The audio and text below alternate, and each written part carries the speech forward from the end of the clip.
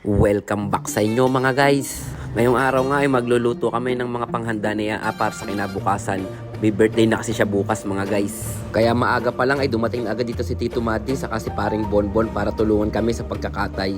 Maraming salamat sa inyo guys sa pagtulong sa amin. Pagkatapos nga namin kumain ng almusal ay balik na agad ako sa pagluluto. Tamang pasikat ako dito kay Tito Mati ng cooking skill ko. Inabot na nga pala kami ng gabi sa pagluluto. Kaya naman napagdesisyonan ko magpa-games muna. Ang tawag sa games na to ay halukay ube. Kung sino ang huling pawisan ay siya ang mananalo. Tingnan natin kung sino mananalo sa kanila ni Bayaw at ni Bonbon.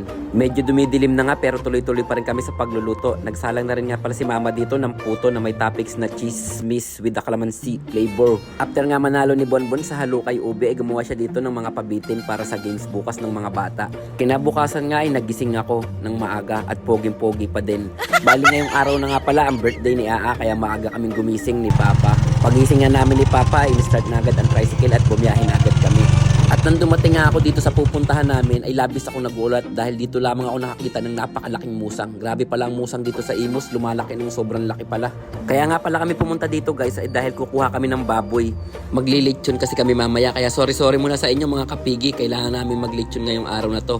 At pagkakuha nga namin ihinatid na namin sa litsyonan yung baboy. Pagbalik ko nga ng bahay ay nandito na rin sila Tito Madi at si paring Bonbon. Tutulungan ulit nila kami sa pagluluto ngayong araw na to guys. Medyo marami pa kasing lulutuin kaya maraming salamat talaga sa inyo guys. Tapos sa kabilang banda naman ay busy ang ating mga ababs para sa pagdidesign dito. Bali tamang lagay dito sila yayin ng tarpaulin sa loob tapos tarpaulin din dun sa labas. Maya pa nga ay may dumating na agad na bisita, kauna-unahang bisita ni Aa. Wala nang may bubuga, wala na akong maramdaman.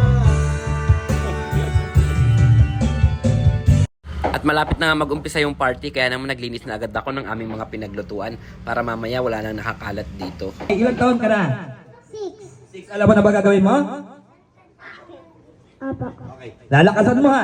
Ready, get set, go! Happy birthday! 1, 2, 3, 4, 5, 6, 7, 8, 9. Ang bilis ah! 13, 14, 15, 16, 17. 1.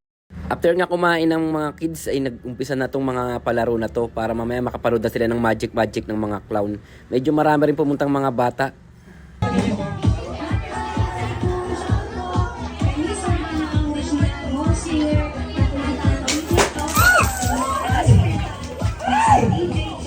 Sakit! Okay, bagsak. Ano mga ka na, ano? Patayo? Matutulog. Yan na, oh. Malapit sa... Ang sabi ko, magdala, ikaw nag-present na. Oh! Okay! Dali! Ayan, kuya, ang dami kuya. Pagtapos nga ng party ng mga bata, syempre party naman ng matatanda. Dumating rin nga pala dito ang DNS saka ang Boys of South. Shoutout sa inyo mga guys. Syempre ang mga legendary natin dito rin.